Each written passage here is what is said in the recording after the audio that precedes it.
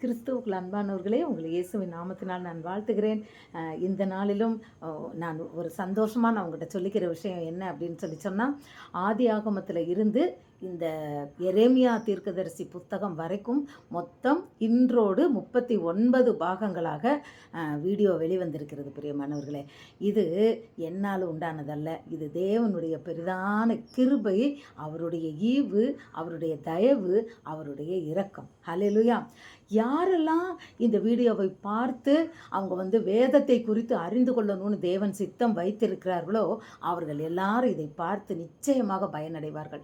ஏன்னா அநேகருக்கு நானே முதல்ல பைபிளை எடுத்து பார்க்கும்போது இவ்வளோ சின்ன எழுத்தாக இருக்கே, இவ்வளோ பெரிய புக்காக இருக்கே, இது எப்படி நம்ம படிப்போம், ஐயோ இதில் என்ன இருக்கும் அப்போ நான் நினச்சது என் மனசில், இதில் என்ன இருக்கும், இது எப்படி இவ்வளோ வாசிக்க முடியும் அப்படின்னு சொல்லி நான்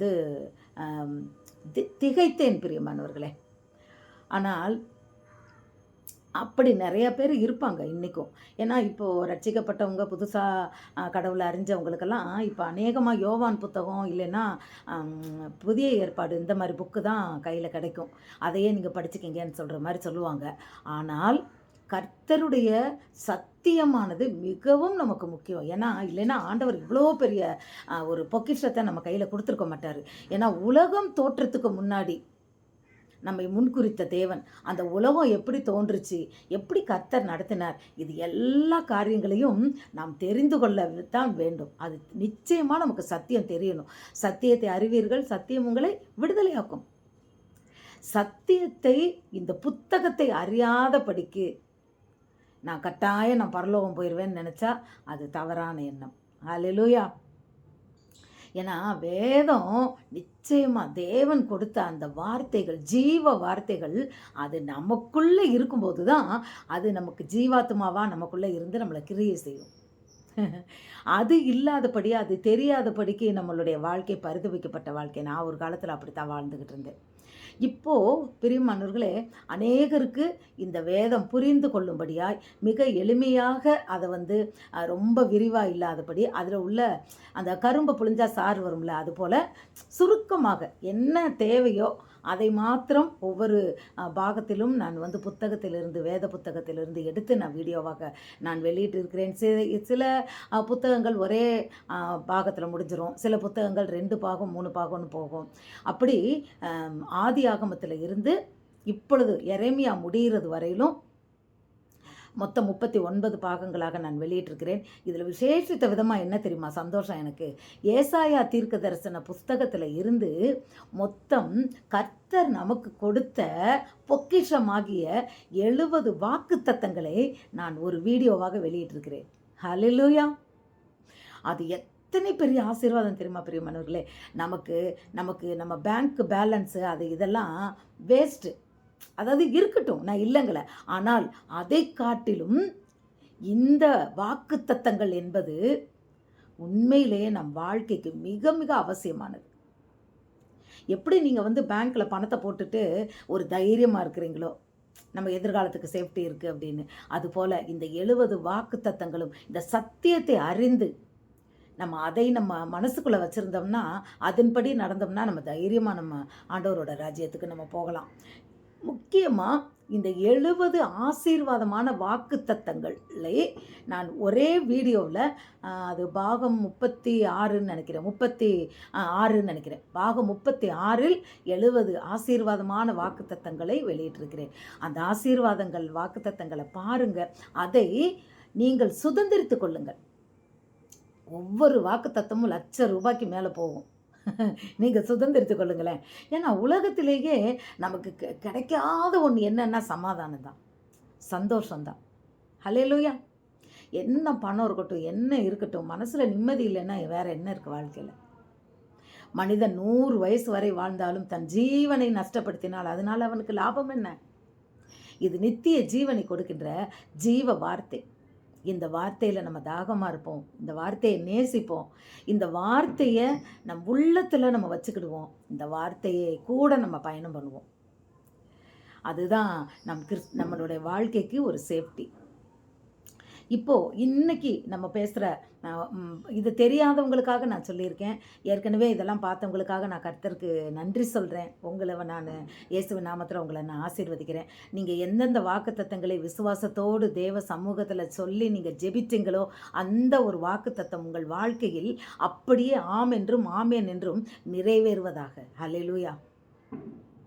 இன்றைக்கு நம்ம எரேமியாவில் ரெண்டு பாகங்கள் பார்த்துட்டோம். இன்றைக்கி 41வது அதிகாரத்திலேருந்து 52வது அதிகாரம் வரைக்கும் பார்க்க போகிறோம். என்னன்னா தேவனுடைய அதே ஏக்கம்தான். அவர் சொல்கிறாரு, இந்த ஜனங்கள் அவர் சொல்கிறத கேட்காதனால அவருடைய இதயம் எப்படி இருக்கான் தெரியுமா? கர்த்தருடைய இதயம் நாகஸ்வரம், அதாவது துயரப்பட்டு பாடுறது போல இருக்கான். தெரியுதா? அதாவது நாதஸ்வரம்ப்பா. இப்போ அதை நம்ம பயன்படுத்த மாட்டேங்கிறோம் இல்லையா? அதாவது அவங்க இந்துக்கள் நல்லா அதை கல்யாண கொட்டுக்களில் இருக்கட்டும், பாட்டுகளில் இருக்கட்டும், நாதஸ்வரத்தை தான் அவங்க ஒரு மங்களகரமான இசையாக வச்சுருக்குறாங்க. ஆனால் அதில் அமங்கலமும் உண்டு. இப்போ ஆண்டவர் சொல்கிறாரு, இந்த ஜனங்களை பார்த்து அவர் இருதயம் எப்படி இருக்கான், நாதஸ்வரத்திலிருந்து வர்ற அந்த வருத்தப்படுற வாத்தியத்தை போல, துயரத்தின் சத்தத்தை போல இருக்கான். நாதஸ்வரத்தில் பீன்னு துயரமாக வாத்தாங்கன்னா எப்படி அதுபோல் ஆண்டவரோட இருதயம் இருக்கான். அப்போ எவ்வளவு நமக்காய் வேதனைப்படுற தேவன் பாருங்கள். ஏன் இந்த வேதனையெல்லாம்? ஏன்னா தேவனுடைய பிள்ளைகள் அவரை மறந்துட்டாங்க. அதுதான் அவர் வேதனைப்படுறாரு. என்னை என் பிள்ளைங்க மறந்துட்டாங்க, ஏன் வழியில் போக மாட்டேன்றாங்க, அவர்கள் வழிகளையும் அவர் கிரியைகளையும் மாற்றிட்டாங்க, நான் என்னை அவங்க மறந்துட்டாங்க. அதான் முதல்ல சொன்னார், என்னை அவர்கள் மறந்ததற்கு என்னிடத்தில் என்ன அநியாயத்தை கண்டார்கள் அப்படின்றார். அப்போ அவர் என்ன சொல்கிறாருன்னா, ஜனங்களை திருப்பி இதில் எரேமியாட்ட சொல்லுவார், எகிப்து தேசத்துக்கு மறுபடியும் போக வேண்டான்னு அவங்கள சொல்லி. இப்போ பாபிலோன் ராஜா நம்ம போன தடவை பார்த்தோம். அவர் உங்களை அழித்து 70 வருஷம் அங்கே போய் நீங்கள் சிறப்பட்டிருப்பீங்க, ஆனால் திரும்பி உங்களை நான் கூட்டிகிட்டு வருவேன்னு சொல்லியிருக்கிறாரு. இப்போ மீதம் இருந்த யூதா ஜனங்களை பார்த்து சொல்கிறார், நீங்கள் போகாதீங்க. அதில் கொஞ்சம் பேர் தங்கியிருக்கிறவங்கள பார்த்து, எப்பா நீ இங்கேருந்து கல்தையர் வருவாங்க, உங்களை அழிச்சிருவாங்க அப்படின்னு சொல்லி நினைக்காதீங்க, நீங்கள் அங்கே போக வேண்டாம், எகிப்துக்கு போயிடாதீங்க. இவங்க எல்லாத்தையும் கேட்டுக்கிட்டே இருந்துட்டு அவங்க சொல்லுவாங்க, நீ பொய் சொல்கிற. என்ன ஒரு வார்த்தை பாருங்க, நீ பாரூக்கு சொல்கிறத வச்சுக்கிட்டு நீ பொய் சொல்கிறியா? நீங்கள் 2 பேரும் எங்களை ஏமாத்துறீங்களா? நாங்கள் அங்கே போனால் தான் எங்களுக்கு அங்கே கஷ்டமே கிடையாது, நல்ல போஜனம் உண்டு, நிம்மதி உண்டு, சந்தோஷம் உண்டு, எல்லாமே அங்கே இருக்குது, நாங்கள் அங்கே தான் போவோம்னு சொல்லிட்டு இவங்க சொல்கிறாங்க.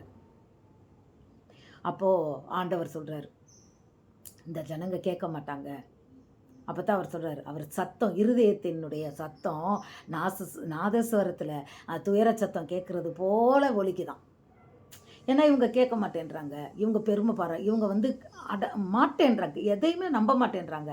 அப்போது எரேமியாட்ட சொல்லுவார், ஒரு கல்லை எடுத்துகிட்டு நீ போ, அந்த கல்லை கொண்டுட்டு போய் பார்வோனோட அரண்மனைக்கு அடியில் ஒரு இடத்துல நீ சும்மா அந்த வாசலில் நீ புதைச்சி வச்சிரு அப்படிம்பார். புதைச்சி வச்சுட்டு என்ன சொல்கிறாருன்னா, என்ன தீர்க்க தரிசனம் சொல்கிறாருன்னா, இப்போ இந்த பார்வோனின் அரண்மனை மேலே பாபிலோனுடைய சிங்காசனம் அமரும், ஸ்தாபிக்கப்படும் அப்படின்னு சொல்கிறார். நீ எகிப்துக்கு தானே ஓடி போனீங்க, பார்வோன்கிட்ட தானே போவோன்னு போனீங்க, இப்போது இந்த பார்வோன் எகிப்துக்கு அடிமையாக போகிறான். எகிப்தில் இது எல்லாரையும் ஒன்றும் இல்லாமல் அழித்து கொண்டு போகிறாங்க. அப்போ என்ன ஆகும்னா, உங்களோட அலறல் சத்தம், உங்களோட அந்த அதாவது சிறியவர்கள் பெரியவர்கள் அங்கே இருக்கிறவங்க எல்லாரும் அலறுகின்ற சத்தமானது கடல் சமுத்திரம் வரைக்கும் எட்டுமா. அந்த சத்தத்தை அடக்க முடியாதான், அப்படி அழுவாங்களாம், அலறல் சத்தம் கேட்குமா. இவ்வளவும் சொல்லியும் ஜனம் திருந்தலை. அப்புறம் அம்மோனை பற்றி தீர்க்க தரிசனம் சொல்கிறாரு. அதுக்கப்புறம் ஏதோமியர்களை பற்றி தீர்க்க தரிசனம், மோவாபியர்களை பற்றி தீர்க்க தரிசனம் சொல்கிறாரு.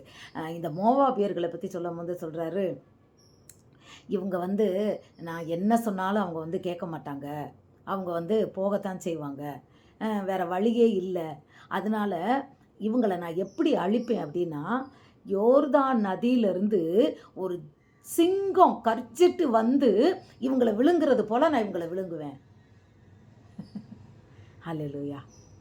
பாருங்களேன், யோர்தான் நதியை புரண்டு வருகின்ற பெரிய புரண்டு ஓடுகின்ற நதி, அதுக்குள்ளே இருந்து ஒரு சிங்கம் புறப்பட்டு வந்து இவங்களெல்லாம் அழிச்சு போட போதான்.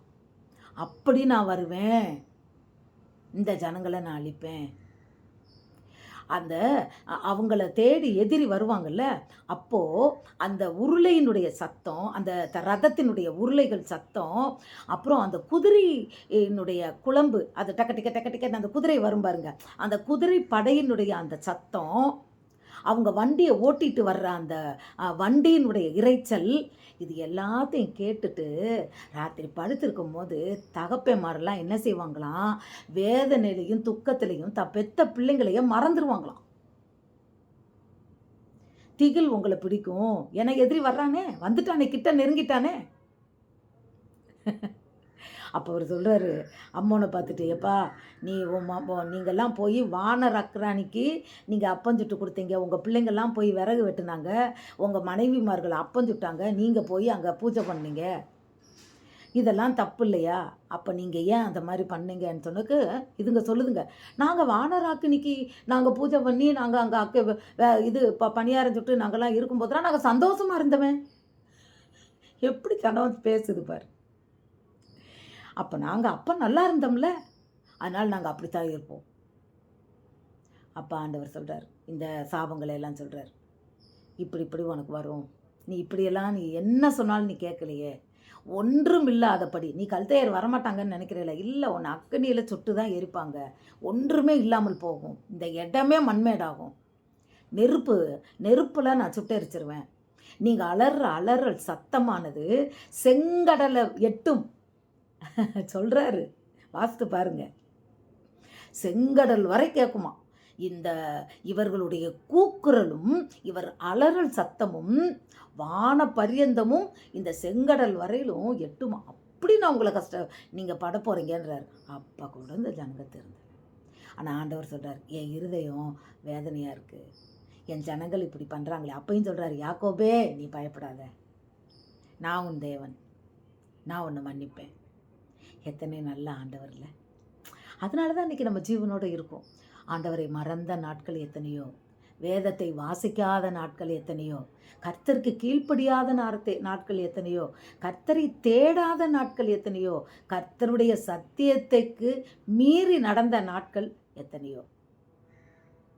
ஆனாலும் அவர் இரக்கமும் கிருபையும் தயவும் நீடிய சாந்தமும் பொறுமையும் உள்ளவராக இருக்கிறதுனால இன்றைக்கு நீங்களும் நானும் ஜீவனோடு இந்த உலகத்தில் இருக்கோம். ஆசீர்வாதமாக அப்பத்தையும் தண்ணியை நமக்கு ஆசீர்வதித்திருக்கிறார், குறை இல்லாமல் நம்ம வாழ்ந்துக்கிட்டு இருக்கோம். ஹல்லேலூயா. அப்போ எரேமியா தீர்க்கதரிசி மூலமாக அவர் சொன்னதில் கடைசியில் பாபிலோனையும் சபிப்பார். ஏன்னா பாபிலோனை அவர்கள் பிள்ளைகளை ஆளும்படி தான் அவர் கொண்டு வந்தார். அதனால் பாபிலோனுக்கு அவர் சப்போர்ட்டு கிடையாது. ஏன்னா என் ஜனம் அப்படின்னு சொல்கிறார். இஸ்ரவேலர்களும் யூதர்களும் தேவனுடைய பிள்ளைகள். அதனால் என்னுடைய பிள்ளைகள் காசாவை குறித்து நிறையா பேசுவார், நிறையா சாபம் விட்டுருப்பார், நான் சபிக்கிறேன்னே சொல்லுவார். ஏன்னா அவங்களாம் கீழ்ப்படியாதவங்க, தேவனுடைய அந்த அவரை விட்டுட்டு பின்வாங்கி போனவங்க. அதான் முதல்ல சொன்னார்ல, என் ஜனங்கள் 2 தீமைகள் செய்தார்கள். ஜீவ தண்ணீரின் ஊற்றாகிய எண்ணெய் விட்டுட்டு என்ன பண்ணாங்க, வெடிப்புள்ள தொட்டிகளை அவர்கள் தெரிந்து கொண்டார்கள்.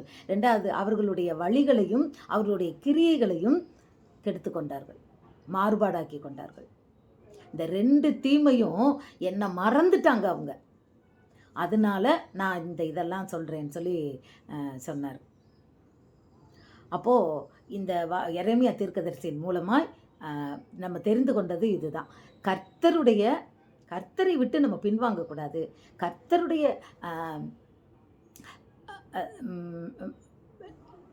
நியாயப்பிரமாணங்களுக்கும் கட்டளைகளுக்கும் கற்பனைகளுக்கும் நியாயங்களுக்கும் நம்மை அர்ப்பணிக்கணும், அதை நாம் கடைப்பிடிக்கணும். அவ்வளோதான். இயேசு கிறிஸ்து தான் சொன்னார், ஒருவன் என்னில் அன்பாக இருந்தால் என் வசனங்களை கை கொள்ள கடவன், என் கற்பனைகளை கை கொள்ள கடவன்.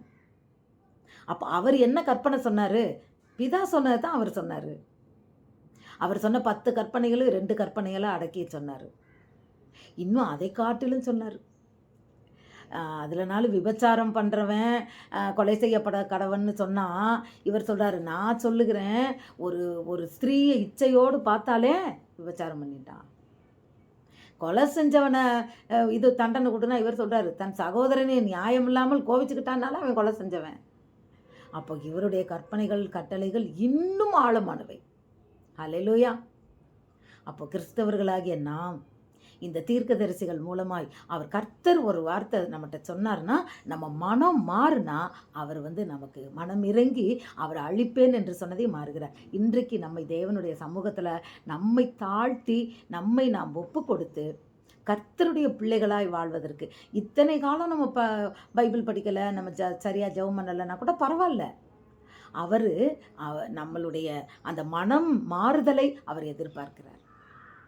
இனிமேல் நான் இது மாதிரி இருப்பேன் ஆண்டவரேன்னு சொல்லி தேவனோடு நாம் அந்த ஜீவ வார்த்தையோடு நாம் பயணம் பண்ணும்போது உண்மையிலேயே நமக்கு ஆசீர்வாதம். நமக்கு இல்லை, நம் தலைமுறைக்கு ஆசீர்வாதம். ஹல்லேலூயா. தலைமுறையாய் நம்ம ஆசீர்வாதங்களை பெற்றுக்கொள்வோமா? சத்தியத்தை அறிவோம், சத்தியம் நம்மளை விடுதலையாக்கும். நிச்சயமாக அநேகருக்கு, உங்களில் நிறையா ஃப்ரெண்ட்ஸுக்காக இருக்கலாம், இல்லை உறவினர்களாக இருக்கலாம், இல்லை உங்கள் சொந்தக்காரவங்களாக இருக்கலாம், உங்கள் பிள்ளைங்களாக யாருனாலும் வேதத்தை இன்னும் சரியாக படிக்காதவங்களாக இருந்தால் இந்த ஆதி ஆகமத்தில் இருந்து இந்த இது வரைக்கும் நான் விட்டிருக்க வீடியோக்களை கொஞ்சம் அவங்களுக்கு ஷேர் பண்ணுங்கள். இந்த ஆசீர்வாதத்தின்படி கர்த்தர் உங்களை ஆசீர்வதிப்பார். அவங்க படித்து அதனால் அதை அறிஞ்சிக்கிட்டாங்க அப்படின்னு சொன்னால் அந்த ஆசீர்வாதம் உங்களுக்கு. God bless you.